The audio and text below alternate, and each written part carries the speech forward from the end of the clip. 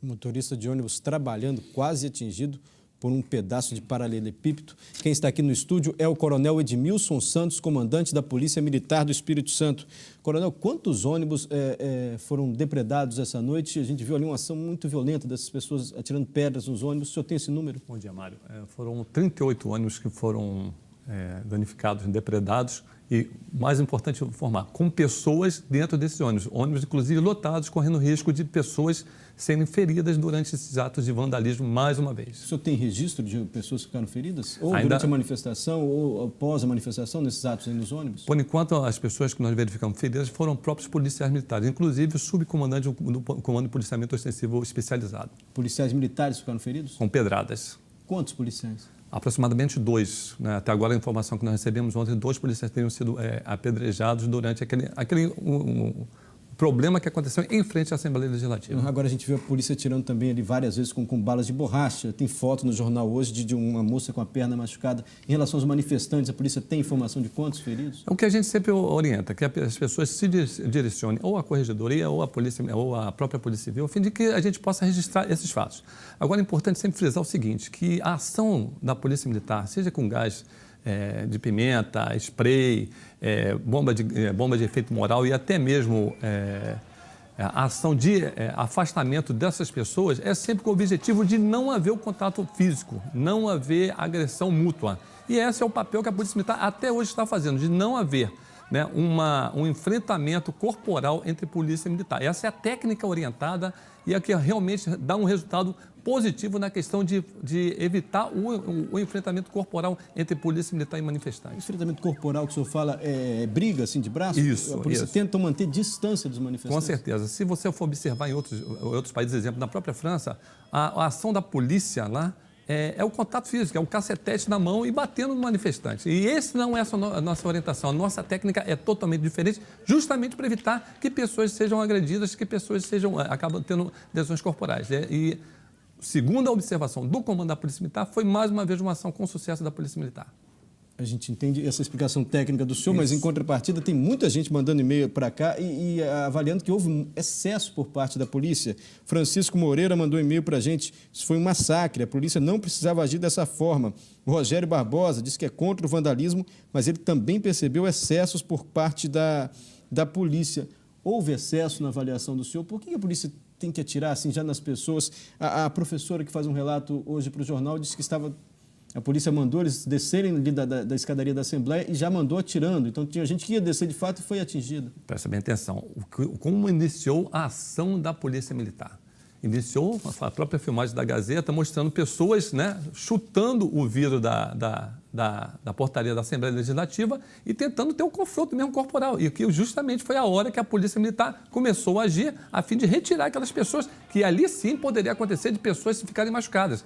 Então, a técnica orienta para esse sentido, o afastamento dessas pessoas.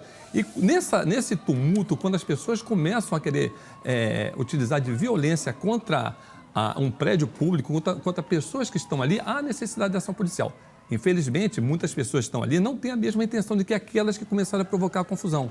E elas estão no meio. Tá? A Polícia Militar tenta afastar toda e qualquer pessoa que se encontra ali justamente para evitar que outras pessoas também possam se machucar. E realmente isso não aconteceu. Pessoas com ferimentos sérios ou pequenos ferimentos, uma quantidade muito pequena.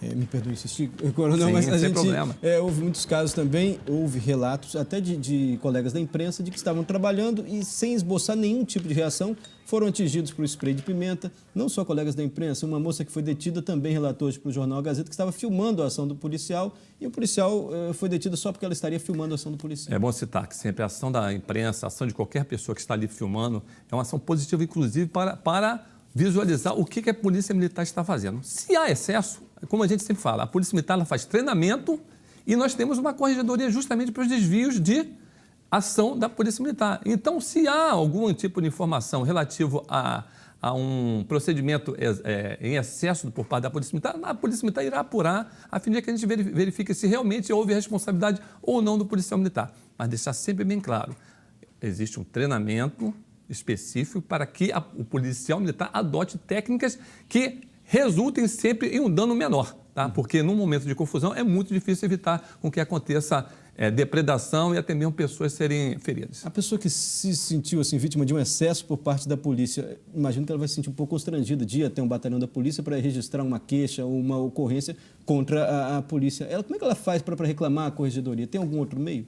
Não, até mesmo o que é mais importante, existe a Ordem de Advogados do Brasil, que nós também contamos com essa participação, a própria Comissão de Direitos Humanos, mas eu acho que é mais importante é a Corregedoria. A Corregedoria sempre mostrou uma isenção na questão de apuração, sempre mostrou que ela está atuando para a sociedade. Então, eu espero que as pessoas confiem na ação da Polícia Militar, porque até então, hoje, nós podemos mostrar que nossa Polícia Militar age com isenção nesses momentos. No caso da última manifestação, onde os policiais tentaram pegar a câmera de um grupo de estudantes da UFES, teve algum resultado daqui? Foi aberto o procedimento apuratório, não se terminou, porque existe um prazo para o término desse procedimento de apuração e nós daremos o resultado à sociedade sobre o que foi apurado em relação àquilo ali. Nós deixamos bem claro, a ação da população, seja na questão de filmagem ou a ação da imprensa também, é sempre positiva para a própria Polícia Militar. E tenho certeza que até hoje foi filmado, foi mais agressão e ato de vandalismo de alguns manifestantes do que uma ação arbitrária da Polícia Militar. Coronel Edmilson, dizendo aqui que na avaliação dele a polícia agiu tecnicamente e o resultado, na avaliação do comandante da polícia, foi um sucesso. Quem se sentiu vítima de excesso da polícia deve procurar a corregedoria. Coronel, deixa eu tocar em outro ponto agora, porque, pelo que a gente observou, a manifestação começou porque um grupo de manifestantes que estava lá fora foi impedido de entrar na Assembleia. E o Álvaro Zanotti, que estava dentro da Assembleia com o cinegrafista Rafael Zambi, mostrou que havia lugares na galeria. Aí o Magno pergunta agora sim do apoio aos manifestantes. Por que não deixaram entrar os manifestantes que queriam acompanhar a sessão? É bom citar o seguinte, nós fomos chamados pela Assembleia Legislativa a fim de poder dar a segurança necessária para que acontecesse a votação. E ali nós passamos algumas orientações em termos de, já que a Polícia Militar estava ali para prestar segurança, nós também precisamos de uma contrapartida da Assembleia Legislativa.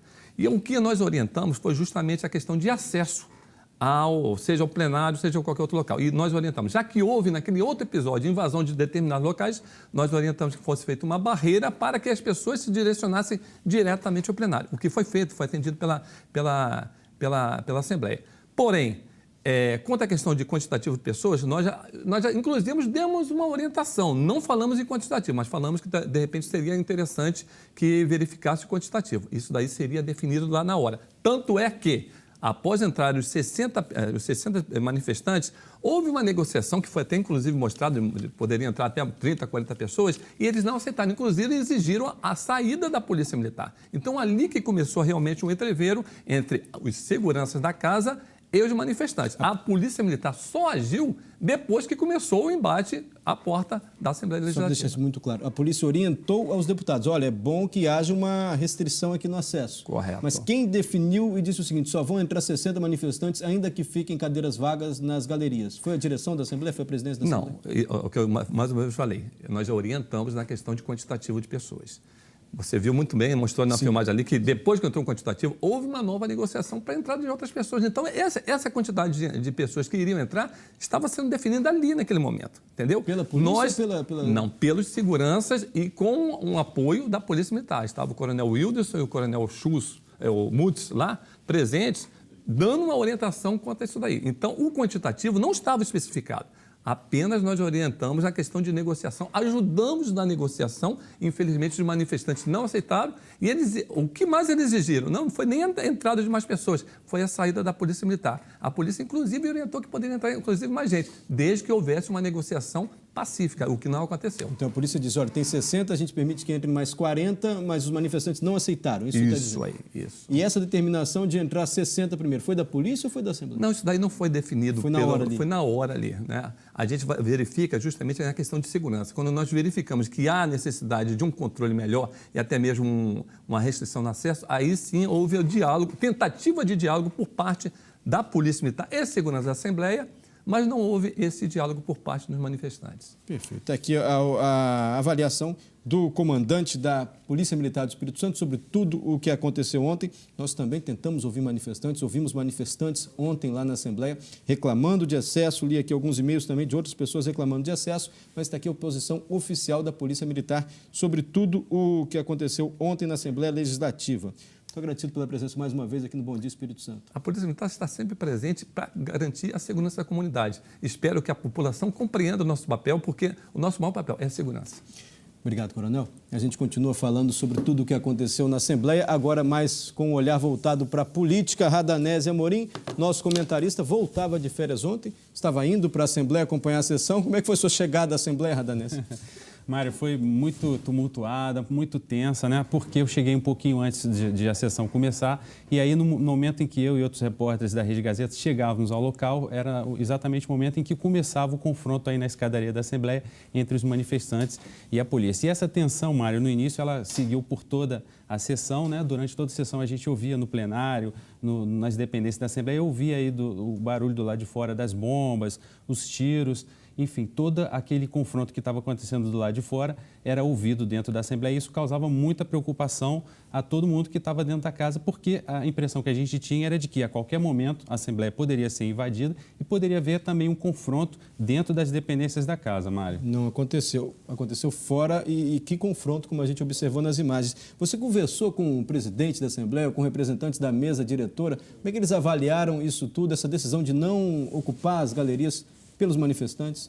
Pois é, eu conversei sim com o presidente da Assembleia e outros deputados e eles explicaram o seguinte, Mário, essa decisão foi baseada numa decisão dos deputados, porque um grupo de deputados disse que só se sentiria à vontade para participar da sessão para votar o projeto se houvesse uma limitação do número de pessoas e também um reforço na segurança policial. Eles temiam que fossem agredidos, que em caso aí do projeto ser rejeitado, houvesse um confronto dentro da Assembleia. Então, portanto, esses deputados, Mário, sugeriram à presidência da Assembleia que limitasse aí o número de pessoas que acompanhassem a sessão. E a sessão terminou com 16 votos a favor do arquivamento, alegando que o projeto é inconstitucional.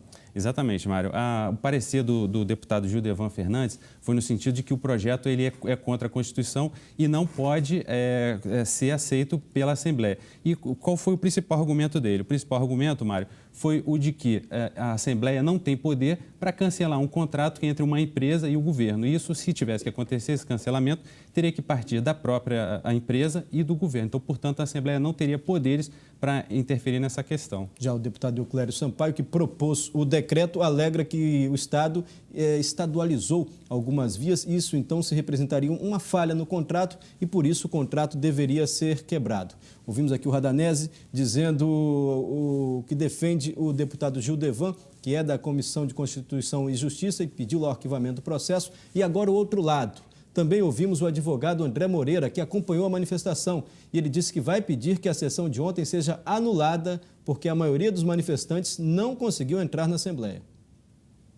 Nós vamos pedir a nulidade da própria sessão, porque o artigo 106, parágrafo 1º do regimento da Casa, que é a norma que rege as atividades da Casa, diz que toda a sessão é pública e não pode ser determinada pelo BME ou por qualquer membro do Executivo, porque a polícia é do Executivo, o número de pessoas ou as condições com que as pessoas vão entrar na Assembleia. Só o presidente poderia dizer isso. E segundo o que está escrito, ele disse que qualquer um que se identificasse poderia entrar e a gente sabe que não foi isso que aconteceu. Aí o André Moreira, advogado da OAB, falando ali ao lado dos manifestantes. Radamés, tem mais sessão hoje?